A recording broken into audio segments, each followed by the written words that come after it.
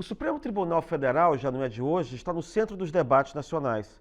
Do mensalão à Lava Jato, passando pela reentrada do presidente Lula na cena política e a condenação por atos golpistas envolvendo o ex-presidente Bolsonaro e um time de generais num momento inédito da história brasileira. A Suprema Corte esteve e está presente agora em quase todos os episódios que mobilizam o país.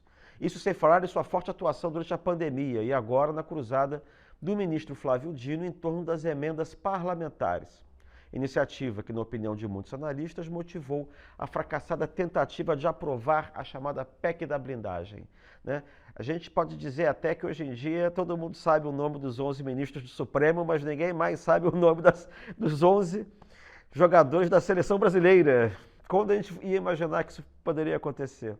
Pois é, e para falar desses e dos outros temas, o Diálogos com a Inteligência traz hoje nada mais, ninguém menos, do que o professor Joaquim Falcão, que é um dos maiores juristas do Brasil, membro da Academia Brasileira de Letras e do Instituto Histórico e Geográfico Brasileiro, além de conselheiro do SEBRE, que é o Centro Brasileiro de Relações Internacionais, entre outros muitos títulos que poderíamos listar aqui.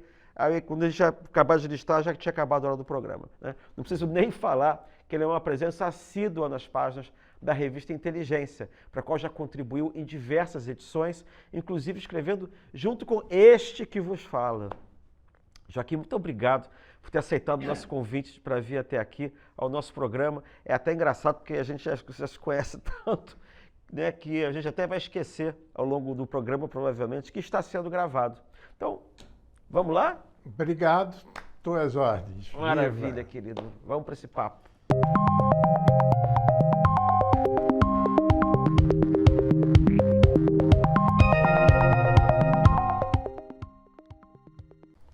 Eu comecei falando aqui do protagonismo que o Supremo Tribunal Federal exerce hoje no imaginário e na política nacionais. Joaquim, como é que você vê esse processo? Ele é característico do Brasil ou faz parte de um movimento mais amplo de outras democracias, como a dos Estados Unidos, pelo menos até outro dia? Olha aqui, Christian,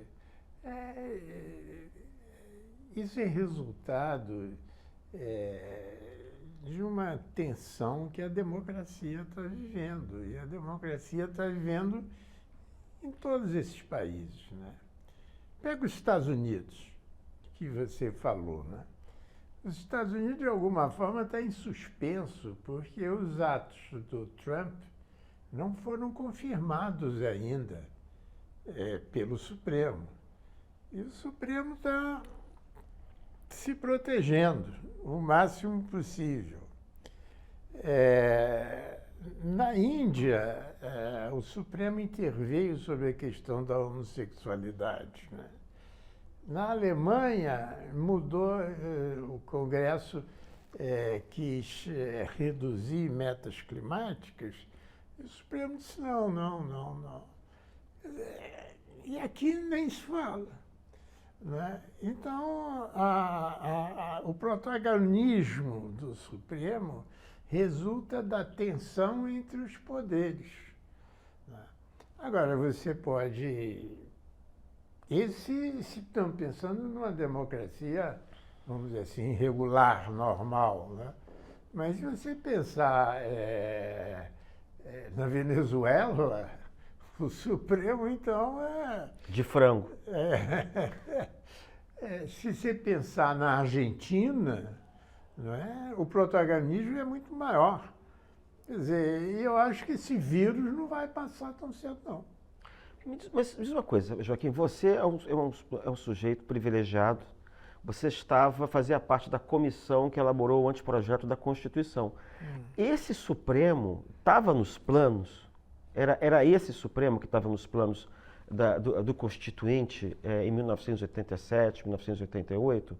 Ou as coisas saíram do plano? Era isso mesmo? Não, não estava no plano isso. Esse protagonismo. A Constituinte começa a ser elaborada em 86, ou alguma coisa assim. Né? Esse protagonismo é mais do século XX. E eu acho que ninguém... Já se dizia que o século XX que o século XIX foi o século do parlamentarismo. O século XX era o século do executivo, porque foram Hitler e os grandes presidentes mandando, Getúlio e etc., tal, que mandava era o executivo. E já se pensava que o nosso século fosse um século do judiciário, porque ele poderia dar um certo equilíbrio à democracia. Mas a tensão supera isso tudo. Não era previsto isso, não. A gente já teve crises bem maiores, né?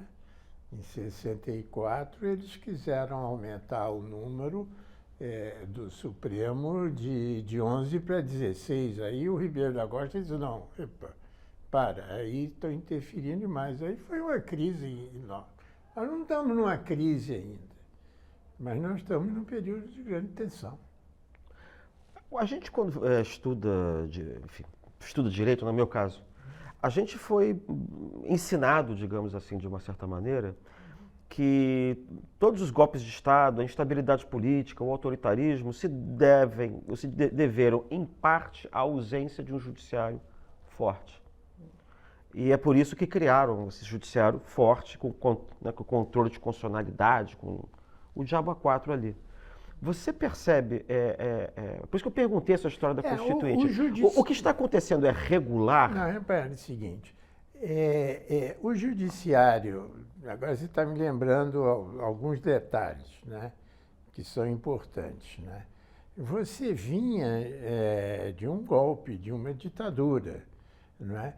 Onde o que valia, a norma maior é a norma constitucional. Então, o Colégio Pedro II, ele queria ser protegido pela Constituição e não por uma norma infrastitucional. Então, colocou tudo na Constituição, porque a Constituição protegia mais do que as normas inferiores. Então,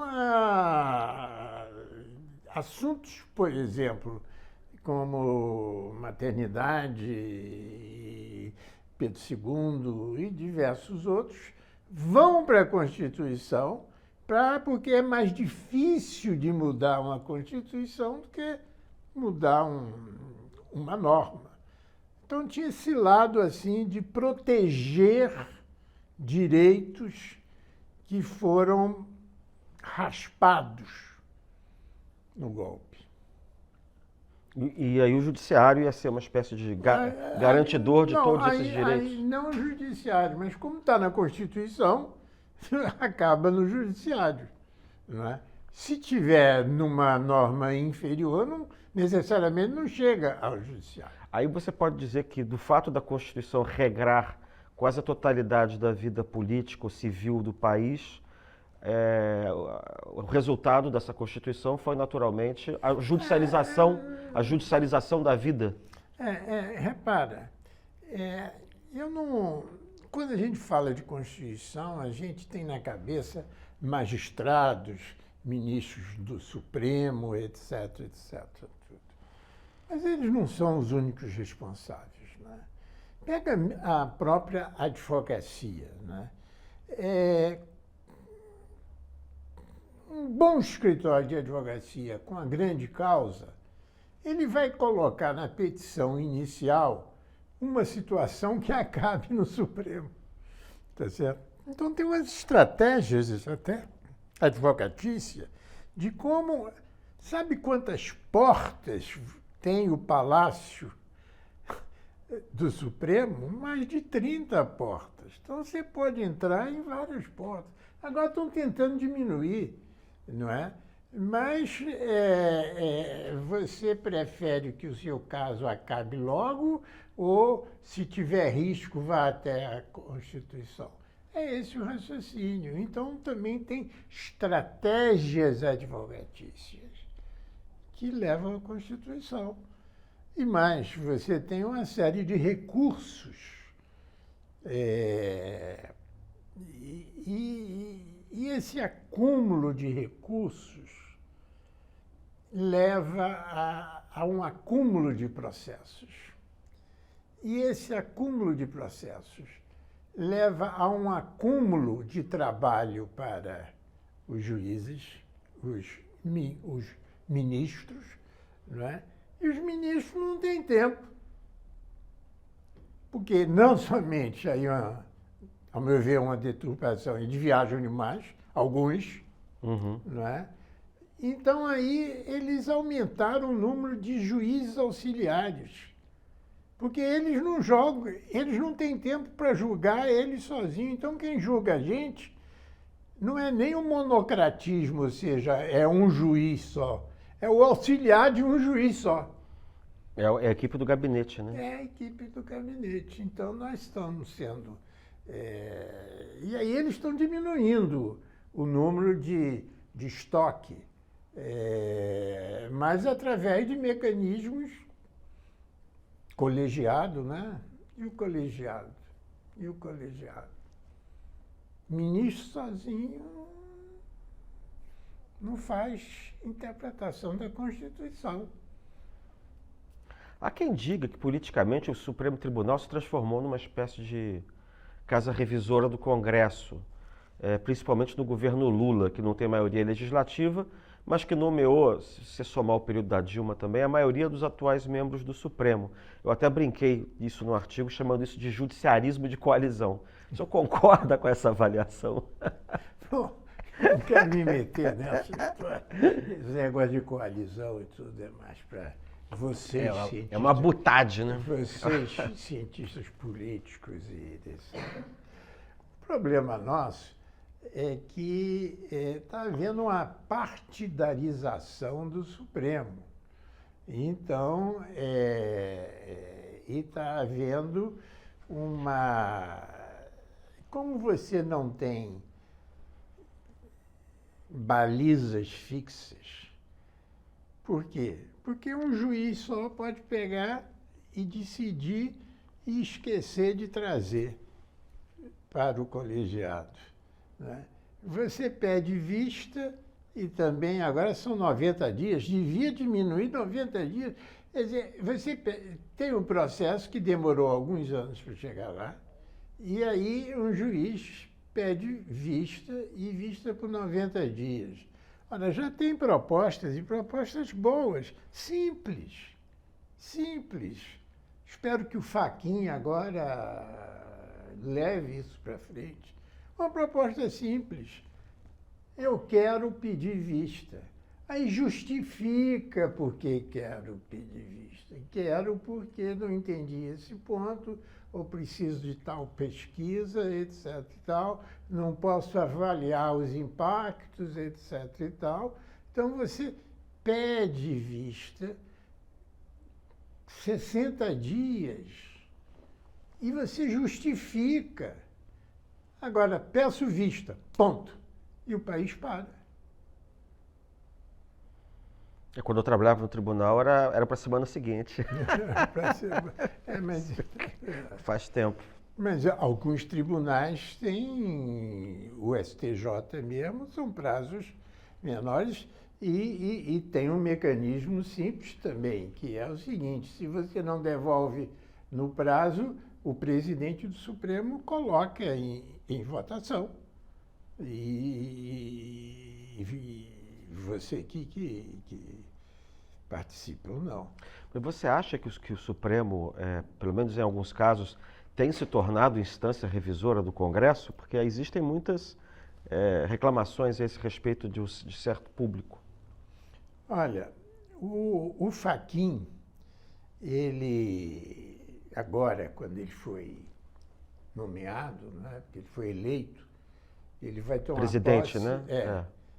O presidente vai tomar posse agora, terça-feira. Quando esse programa for ao ar, provavelmente ele já tomou posse. Ele já tomou posse, né? O Fachin... Eu soube que você não foi convidado para a festa. A festa parece que era só água e cafezinho. Deixaram de ter as festas.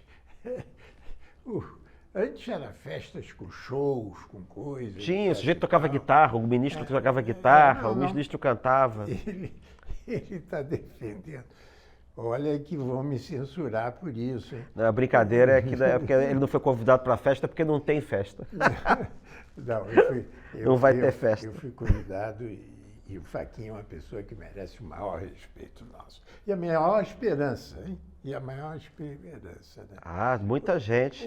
O Fachin disse, eu sou a favor da contenção do judiciário. Para as pessoas, o que quer dizer contenção do judiciário? Quer dizer, o judiciário não vai invadir nem o legislativo, nem vai invadir o executivo. O judiciário não pode fazer política pública determinando que para invadir o território tal tem que fazer isso, isso, isso, para tomar conta disso, isso. Isso é política pública, né? E também não pode avançar em decisões que são do Congresso. Então, conter quer dizer, fica na sua.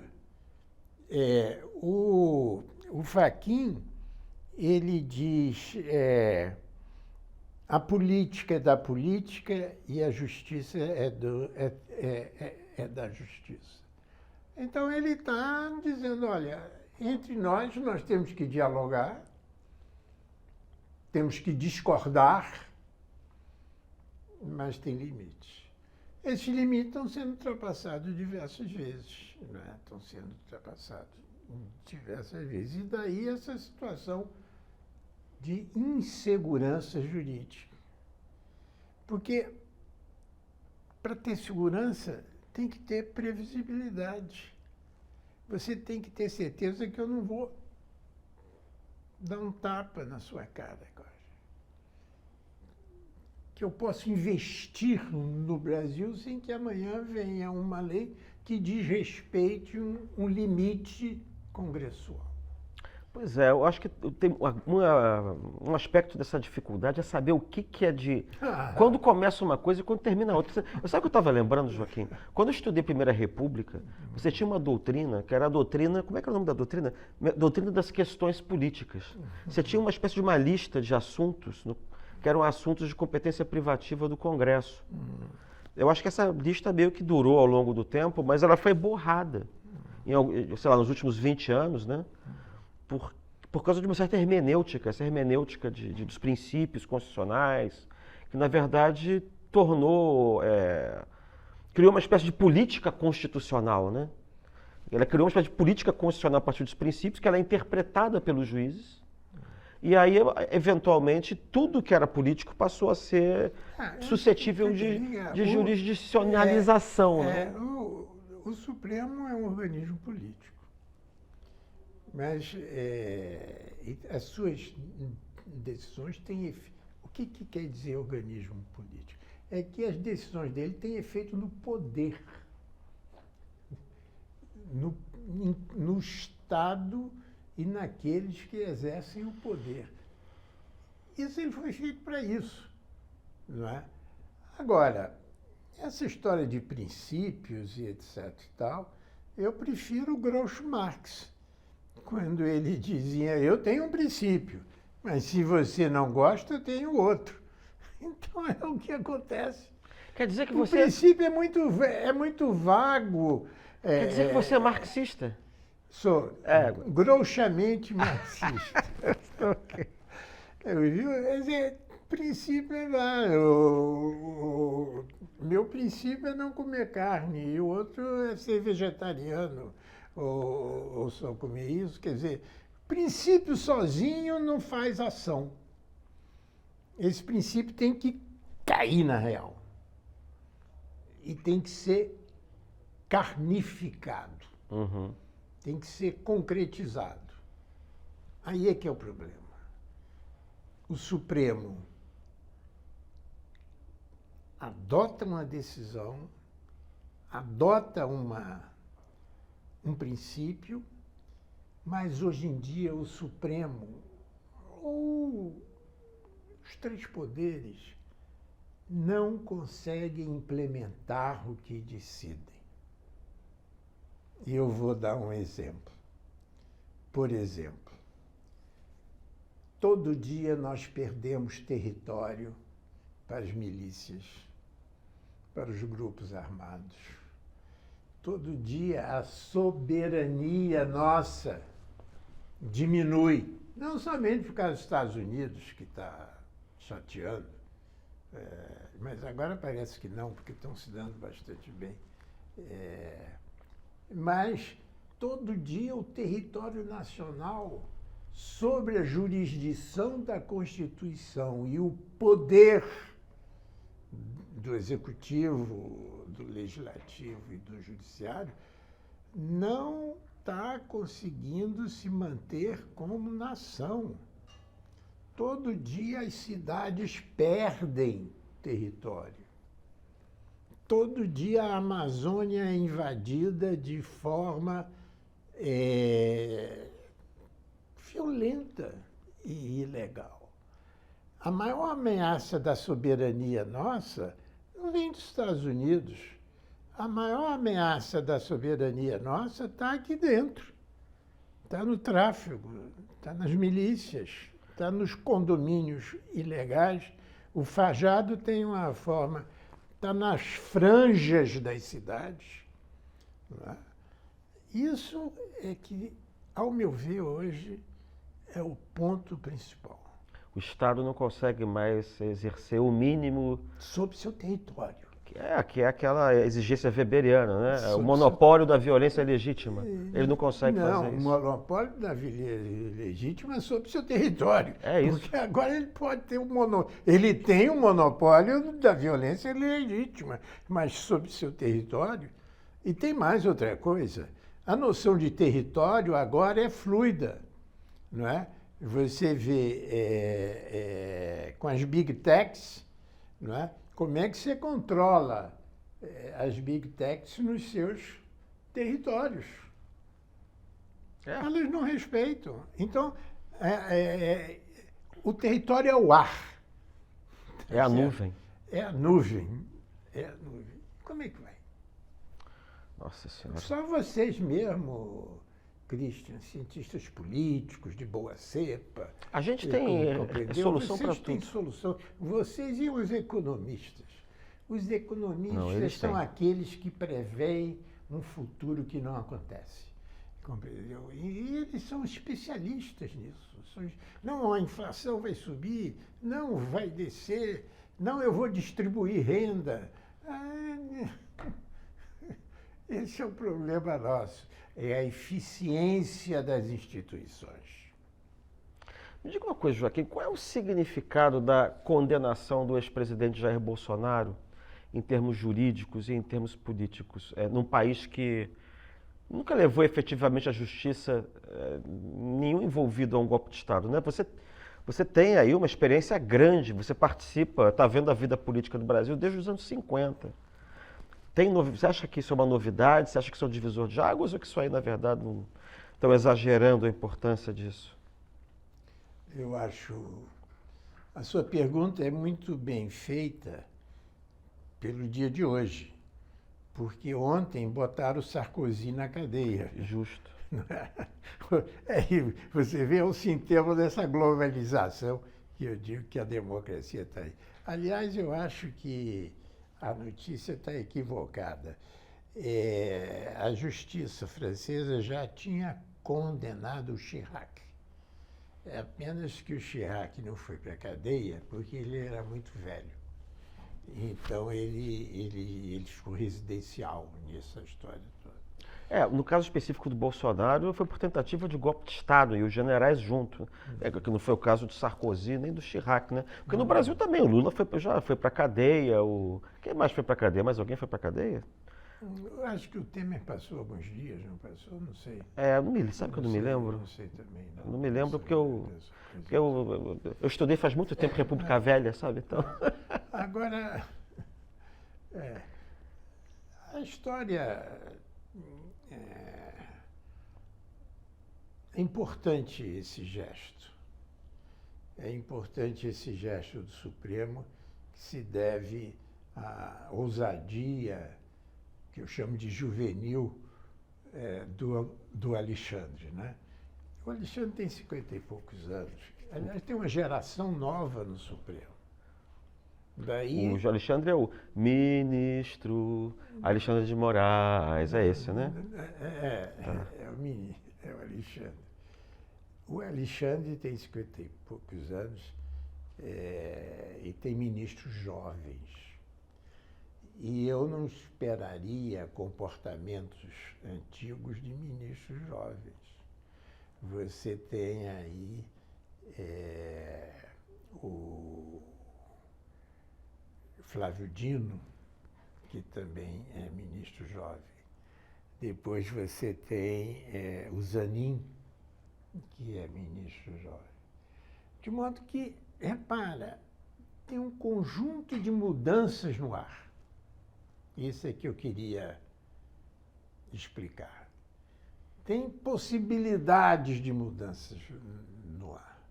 Você tem um conjunto de ministros jovens e um conjunto de ministros que estão saindo.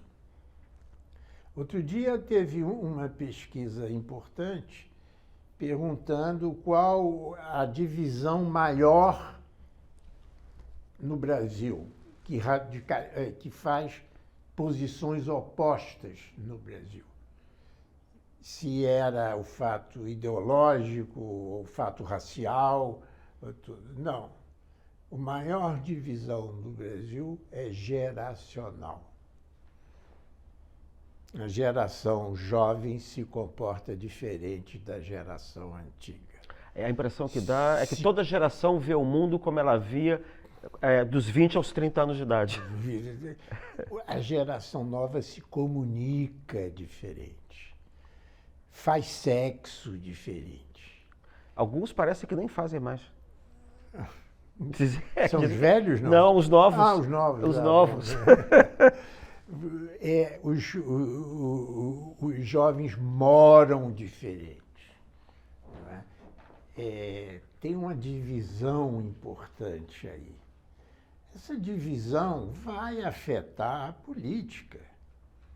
Mesmo que os jovens atuais não se interessem muito pela política, mas tinham que se interessar, porque a política atinge eles. Uhum. Tem duas instituições que não são eleitas e que afetam a vida de todo mundo. E a democracia, de alguma forma, não controla elas. O Banco Central e o Supremo.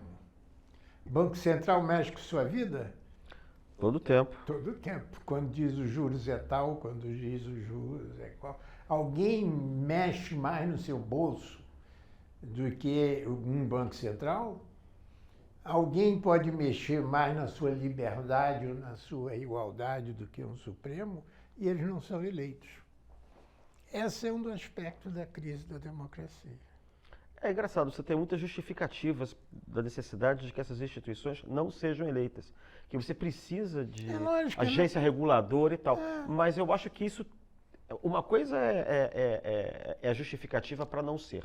Eu não estou discutindo, nem você acha, se devia ou não devia ser eleito. Mas certamente o fato de você ter instituições que se tornam muito poderosas sem ser eleitas, naturalmente suscita uma discussão sobre a legitimidade delas.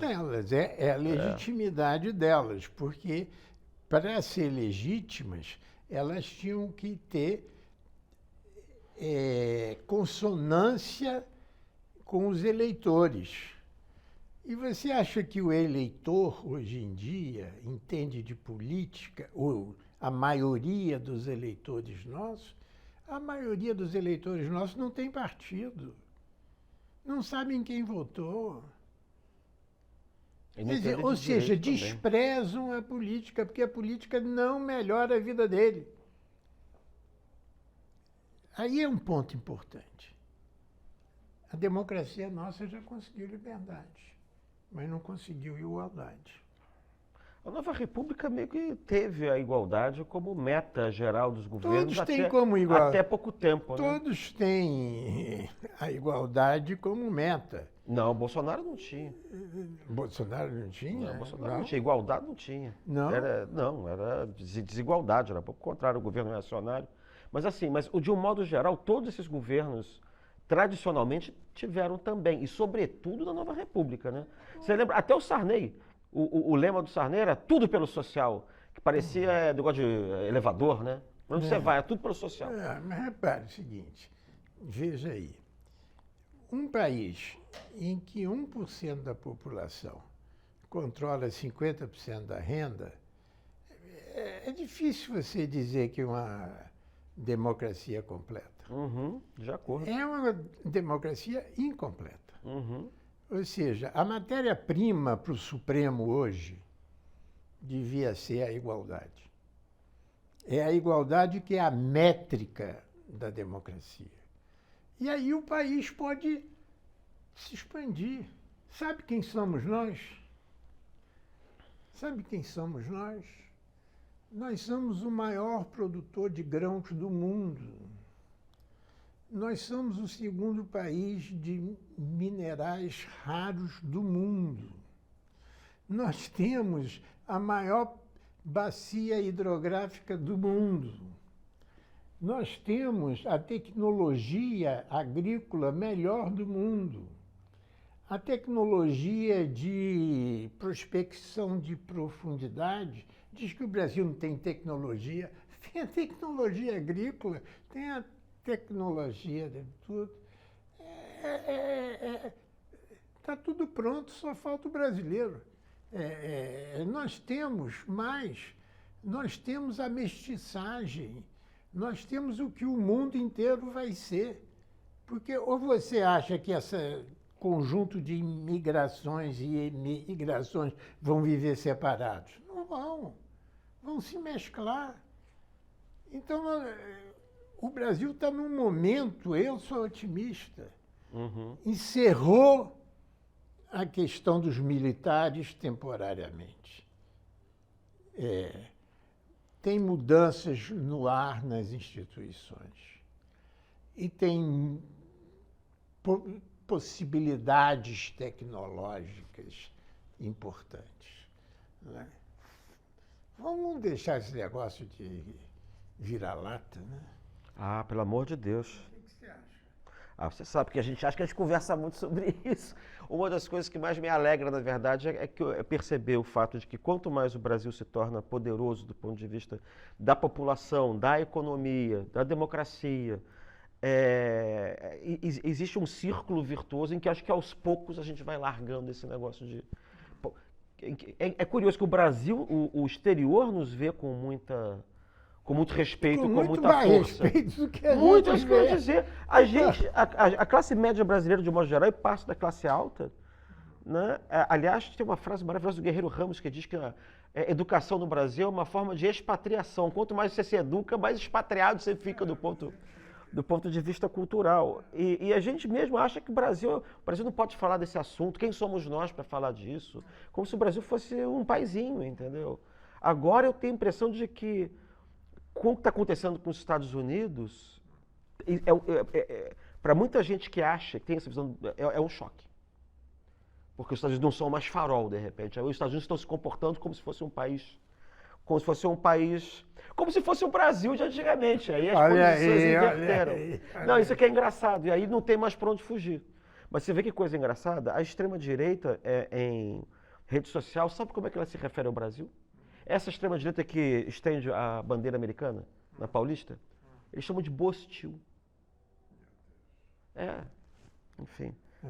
Agora, Mas eu também eu concordo com você, acho que a gente está numa hora de que talvez esteja chegando uma hora mesmo em que a gente esteja conseguindo estar em vias de enterrar o viralatismo de alguma maneira. Voltando à questão inicial que você falou sobre Supremo com outros países, etc. Tal, e eu disse a você que nos Estados Unidos, grande parte das decisões do Trump estão em suspenso, né, em análise, porque os Estados Unidos lá podem escolher o caso que vai julgar. O Supremo lá, né? Lá, no Supremo. Então, ele espera um pouco, ele vê o momento político, etc. Tal. Mas tem toda a infraestrutura do judiciário. E a infraestrutura está começando a se mover. E se mover duvidando do Trump. Eu tive essa semana com um professor de Harvard, que esteve aqui, e ele disse que Harvard está ganhando todas as ações no judiciário lá. Vão devagarzinho, etc., tal, mas estão ganhando todas as judiciárias. Isso aí é bom, um certo otimismo, né? Mas é muita insegurança. É muita insegurança, é muita imprevisibilidade. Aonde você investir, o seu direito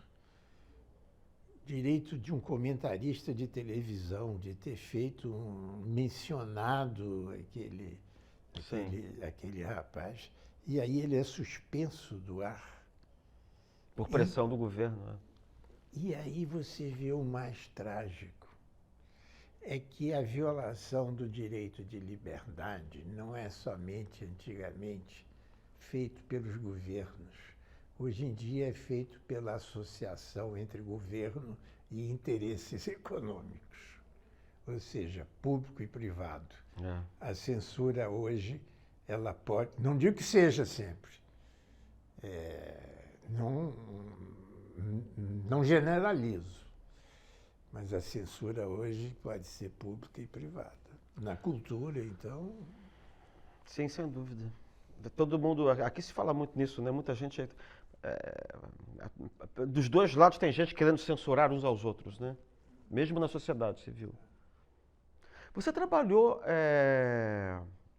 no Conselho Nacional de Justiça no começo dos anos 2000 com o ministro Alexandre de Moraes, né? Que hoje eu estava comentando, brincando aqui, que é amado e é odiado por muitos e por tantos, né? Da sua visão, ele tem um perfil centralizador ou a sua forma de atuar foi movida por desafios enfrentados pelo sistema democrático? Primeiro, vamos lá. Porque a gente está falando da coisa geracional, né? Mas aqui... As últimas pesquisas mostram que com o julgamento, houve uma certa elevação positiva da percepção popular do Supremo. Então, isso é bem recebido. 49%, 48%, etc. Quem puxa essa elevação é o Alexandre de Moraes no público. Então, esse jeito dele, ele tem tido alguma percepção positiva do público. Agora, ele tem a ousadia da juventude. Ele é um trabalhador obsessivo. O livro dele, Manual de Direito Constitucional, vendeu mais de 900 mil exemplares. Eu lembro. Quando eu estava na faculdade. O apelido dele na época era Alexandre dos Manuais. Alexandre, pois exatamente isso. Ele, faz tanto tempo que ele tinha cabelo. Mas não foi por isso.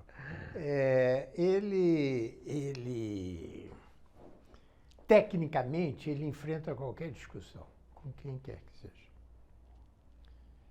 Politicamente, outra coisa. Mas ele é muito preparado tecnicamente, né?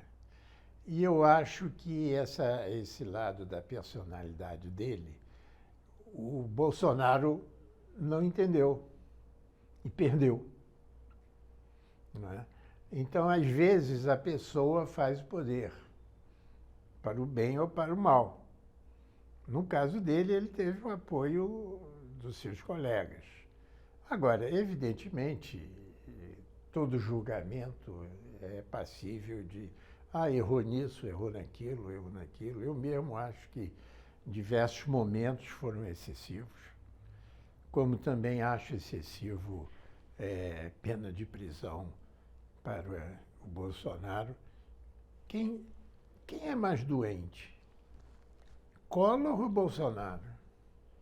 Bom, mas acho que isso vai ser decidido também lá, né? Quando você... começar a Eu execução sei, da pena, eu sei. vai vir um pedido de prisão domiciliar e Eu você sei, avaliar. eu sei, mas então, houve, é lógico que o Bolsonaro tem direito a. Quanto mais não seja, quer dizer, tem direito a partir da decisão com o Collor. Né? Sim, transição em Quanto mais julgado não lá. seja, a gente precisa pacificar o país. A gente precisa pacificar o país. A gente precisa virar a página. O que é muito difícil. O que é muito difícil. Mas a primeira missão hoje é desradicalizar o país. Como você acha que é possível fazer isso? Isso foi que eu lhe perguntei na terça-feira, não foi? Não me lembro. A gente se pergunta tanta coisa. Isso é uma coisa, frente a esse peso todo que o Supremo adquiriu, né, a presidência do Supremo se tornou um posto de muito destaque.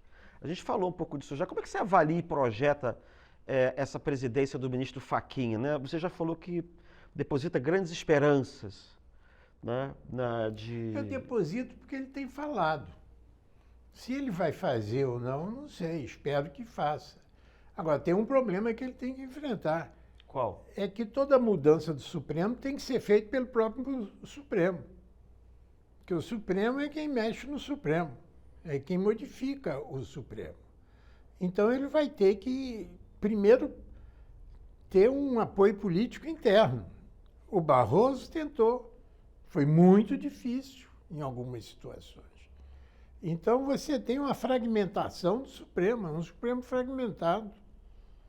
Vamos ver se o Fachin consegue uma. Porque se o Congresso tentar modificar o Supremo diz, não, aqui você não pode entrar não, por causa da cláusula pétrea. E quem diz o que tem que dizer sou eu. Por exemplo, e aí é muito complicado, é o caso da corrupção. Não é? O Supremo declarou inconstitucional um dispositivo de lei que proibia parente de ser advogado no Supremo. E hoje em dia o que você tem são advogados do Supremo, escritórios, militando no Supremo. Isso, de parentes? De parentes. E isso, como você diz, deslegitima. Isso sem dúvida deslegitima. Então, tem muito o que fazer, mas pelo menos tem o que fazer. O papel do presidente do Supremo no Brasil não é exatamente igual ao papel que o Chief Justice, né, tem nos Estados Unidos, né, que é o presidente da Suprema Corte. Eles têm bem mais poder lá, não? Até porque eu acho que lá eles ficam muito mais tempo no poder e aqui é cada 2 anos. Lá eles são vitalícios, né? Mas lá é vitalício para valer, né? Não tem teto. Não tem. E lá eles são muito mais rigorosos em termos de benefícios para eles e de salários e de poderes outros que não o poder nos autos, né? Não vejo que lá tenha um presidente tenha mais poder do que o nosso, não.